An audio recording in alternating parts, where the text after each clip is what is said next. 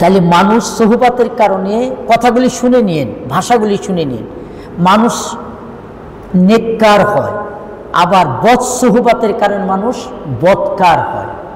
ভালো সোহবাতের কারণে মানুষ পুণ্যবান আল্লাহওয়ালা হয়, বদকার সোহবাতের কারণে মানুষ পাপিষ্ট হয়। সোহবাতের কারণে মানুষ উত্তম হয়, বদ সোহবাতের কারণে মানুষ অধম হয়। উত্তম সোহবাতের কারণে মানুষ শ্রেষ্ঠ মানুষ হয়, খারাপ সোহবাতের কারণে মানুষ নিকৃষ্ট হয়।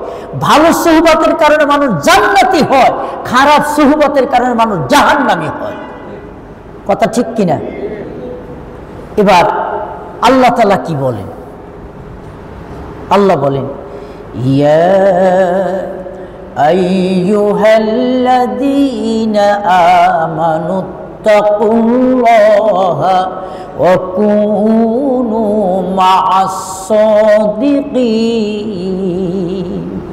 সুবহানাল্লাহ। ইয়া আইয়ুহাল্লাযীনা আমানু, হে দুনিয়ার ঈমানদারেরা, আল্লাহকে ভয় করার মতো ভয় করো, তাকওয়া পরহেজগারি অবলম্বন করো।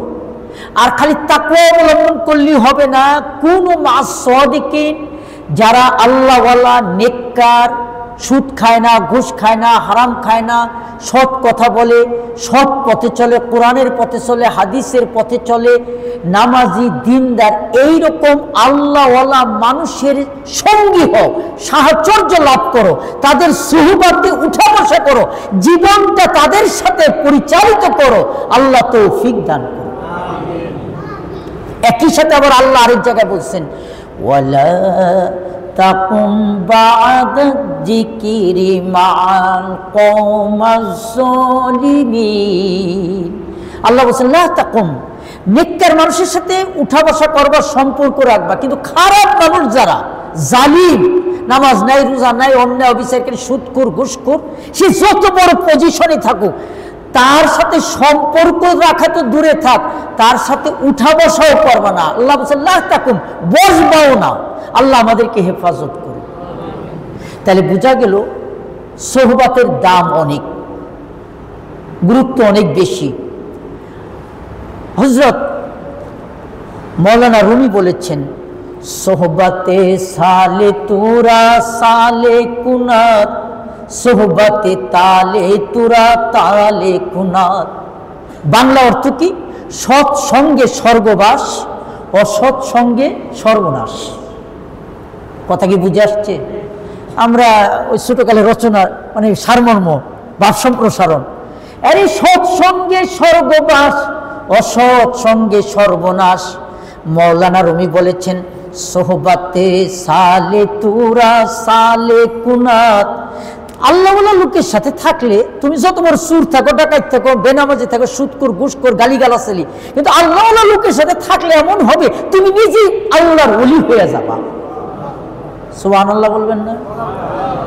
সোহবাতে তালে তুরা তালে কুনাত, তুমি যত লেখাপড়াই করো, যত শিক্ষিত থাকো, যত চরিত্রবান থাকো, যত পর্দানশীল থাকো, কিন্তু তুমি যদি খারাপ লোকের সাথে উঠা বসা করো, পরিবেশ যদি ওই রকম হয়, তোমার আল্লাহওয়ালাগিরি সব বাদ দিয়ে তুমি পাপিষ্ট, জাহান্নামী, খারাপ মানুষ হয়ে যাবা। কথা ঠিক কিনা? সম্মানিত ভাইয়ের আমার, তো এটাকে আরো বুঝিয়ে দিই। শেখ সাদী রহমাতুল্লাহ আলাই জগৎ খ্যাত দার্শনিক, কবি, আল্লাহর ওলি শেখ সাদী, ইরানের মানুষ। তো উনি বাথরুমের ভিতরে গেছেন, টয়লেট, ওয়াশরুমের মধ্যে ইস্তেঞ্জা টেস্তেঞ্জা করতে গেছেন, দেখে যে বাথরুমের ভিতর থেকে আতরের গ্রান আসে। সুবহানাল্লাহ, গোলাপ ফুলের গ্রান আসে। কিরে বাবা, ও এতে আতরও নাই, গোলাপ গাছও নাই, গোলাপ ফুলও নাই, এত সুন্দর গ্রান। তো টয়লেটটি থেকে বের হওয়ার পরে আগে দেখতেছি এটা আসলো কই থেকে, দেখি যে ভেন্টিলেটার, ওই যে যেখান দিয়ে বাতাস যাওয়ার জন্য, দেখ ওই জায়গার ভিতরে একটা মাটি চাকা, ওইটা থেকে গোলাপ ফুলের গ্রান আসে। তো মাটি, এটা থেকে গোলাপ ফুলের গ্রান কিভাবে আসে? এটা উনি দেখেন কিভাবে, কি সুন্দর কথা লিখেছেন, জীবন চেঞ্জ হয়ে যাবে। মাটিকে জিজ্ঞেস করতেছে, বাগুফতা, বাগুফতা মানে তিনি কথা বললেন, মাটিকে প্রশ্ন করলেন, মান গুলে না চিজে বুদম ওলাকিন মুদ্দতে বাগুলে না সস্তম জমালে হাম নশি দর্দ মন আসর কর অগর না মন হামা খাকম কে হস্তম। মাটি, তোমার জিজ্ঞেস করি, তোমার তো দেখতেছি মাটির চাকা, কিন্তু তোমার ভিতর থেকে গোলাপ ফুলের গ্রাম আসে কেন? আমি তো দেখতেছি তুমি মাটি, তুমি কি গোলাপ ফুল? মাটি বলে, বাগুফতা মান গুলে না চিজে বুদম। হে সাদি, এটা একটা রূপক কথা আর কি, ডায়লগ।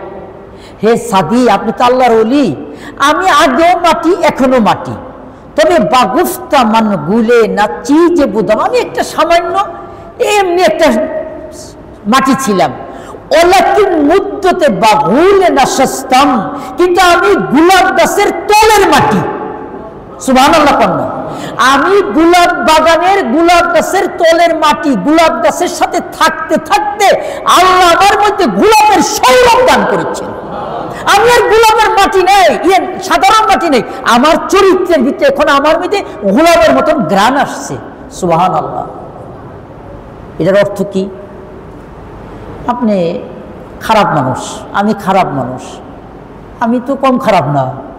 ঢাকা শহরে আমার জন্ম, আমার আব্বা 64 মিরপুরে বাড়ি করেছেন। ঢাকা শহরে দেখতে দেখতে মানুষ, কিন্তু জীবন একটা জিনিস, ছোট কাজ কি, ভালো মানুষ আল্লাহওয়ালা মানুষের সাথে বন্ধুত্ব করছি। খারাপ মানুষ যেটা স্মোকার, ভালো মানুষ না।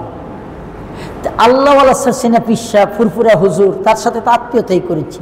তা আল্লাহওয়ালা লোকের সাথে যে থাকবে, ওই গোলাপ ফুলের মতন থাকবেন, হয়তো পচা গান্দা মাটি, কিন্তু গোলাপ ফুলের সাথে থাকার কারণে গোলাপ গাছের মাটি যেমন গোলাপের সৌরভ এসে গেছে। আরে আপনি যত খারাপ মানুষ থাকেন, আপনি আল্লাহওয়ালা মানুষের সাথে থাকলে আপনি আল্লাহর ওলি হয়ে যাবেন। তাহলে আমরা আল্লাহওয়ালা মানুষের সোহবাতে থাকবো ইনশাআল্লাহ। বলেন ইনশাআল্লাহ।